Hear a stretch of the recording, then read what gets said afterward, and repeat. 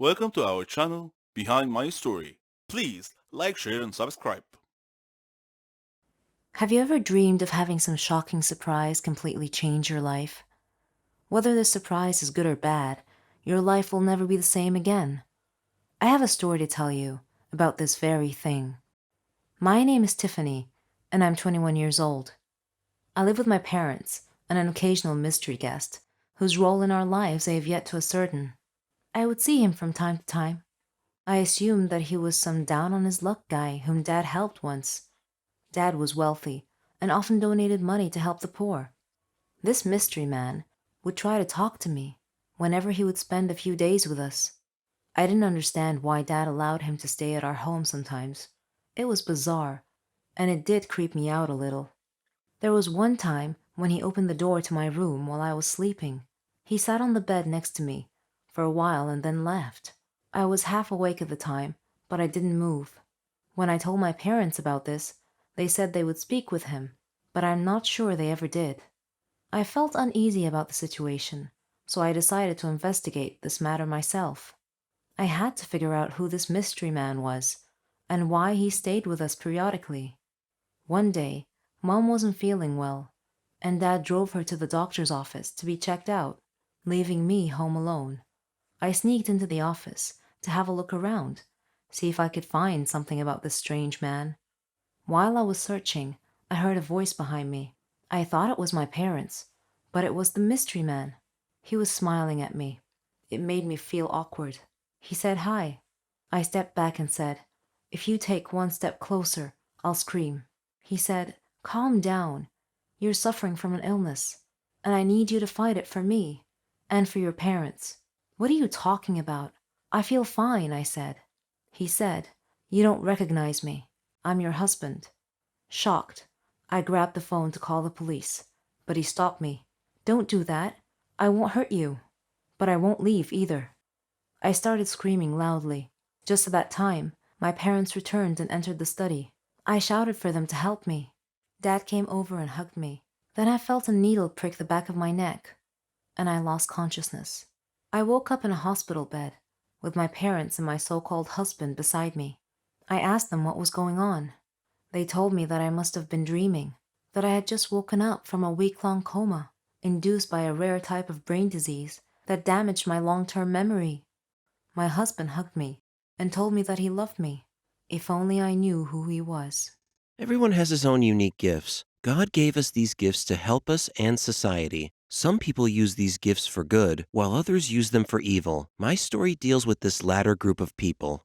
My name is Bill, and I'm 19 years old. My story begins when my sister Bella and I were both only 13 years old. My family consisted of just her and me. You see, we grew up in an orphanage where none of the children had parents. We used to wonder where we came from and who our parents were, but we could never get any clear answers, so we stopped asking such questions. Our lives had been quite normal up to that point, and then one day, a surprise dropped into our laps. Our parents showed up to take us home. We were stunned. Huh? Where had they been all these years? Why did they suddenly reappear? When we meet them for the first time, they cried and hugged us and apologized profusely. They told us that they would tell us everything when they took us home. So home we went. They had a large house. Dad was wealthy, and Mom was very educated. When we asked why they had abandoned us for 13 years, they told us that they were too poor to raise us, but now they were much better off financially, and they were able to take care of us now. Bella and I had felt like we had won the lottery and gone to heaven. We even had servants. We ate food dishes that we hadn't heard of before. We visited beautiful places and lived like a royal family. We were enjoying our new lives immensely. They treated us so nicely. Too nicely, in fact. Bella and I talked privately about why our parents were being so nice to us. They never criticized our behavior or made any demands off of us. This seems strange because we had heard about other kids whose parents were always arguing with them and forcing them to behave in a certain way. Then one day, we had stayed up late and we overheard our parents talking. Mom said, "Now's the right time. They are in good health and can bring us a lot of money." Dad replied, "But I've grown fond of them." Mom said, "Your kind heart will land us in prison. We just need to take them to the arranged place so we can sell their hearts and kidneys to our affiliates."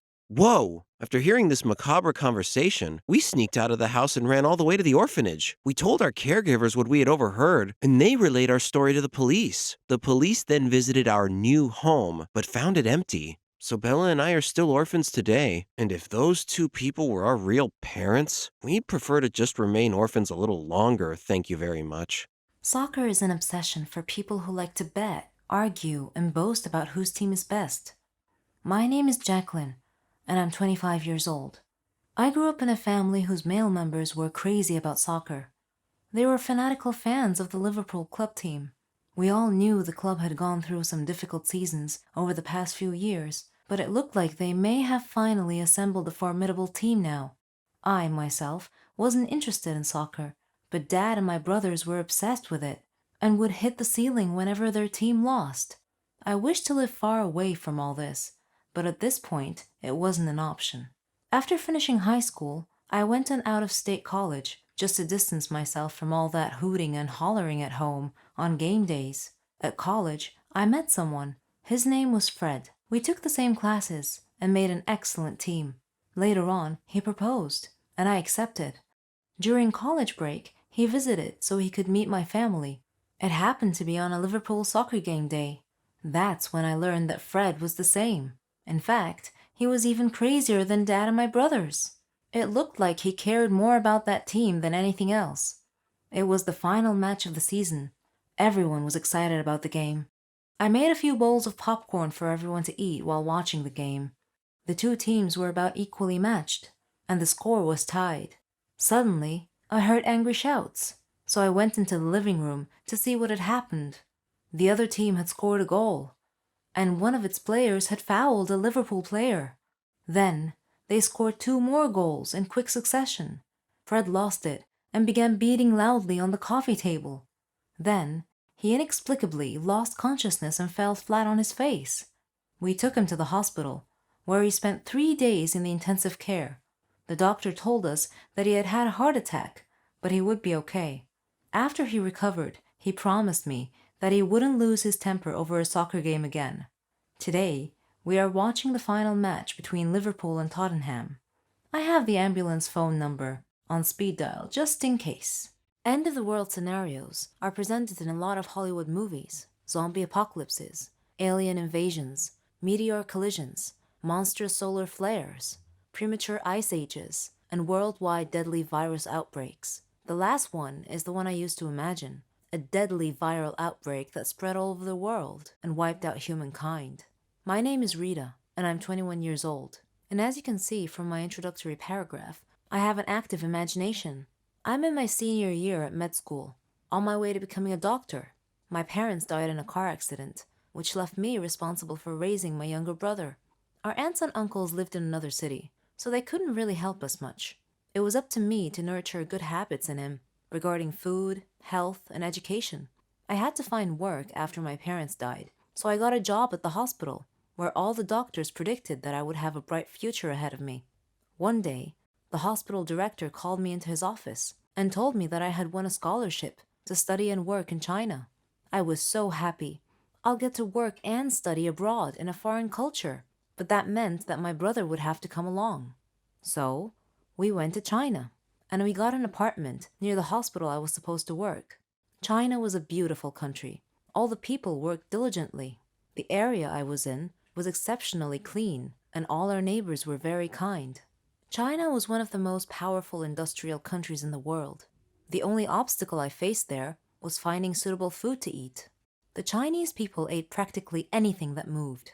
Dogs, cats, snakes, scorpions. Ugh, disgusting. But when I heard that they ate bats, I threw up all night. During my studies, I knew that China had a lot of rare illnesses, but I never imagined that I would encounter any while I was there. One day, our hospital received a case with strange symptoms. After many diagnostic tests, we still couldn't figure out what the affliction was. The patient had a fever and a very bad cough. His respiratory system was in severe distress, so we put him in the intensive care. Shortly after, we began receiving an influx of patients with the same symptoms, a red flag that an epidemic was probably already on the way, and my brother and I were right in the middle of it. What a nightmare! Soon afterwards, my brother fell ill. That's where I drew the line. If an apocalypse was coming, I wasn't quite ready for it yet. So we left China and returned home. Thousands of people died in China due to that rare disease, but thankfully, my brother recovered fully and is now okay. As for me, I shifted my studies to seeking out a cure for this new coronavirus that broke out in China.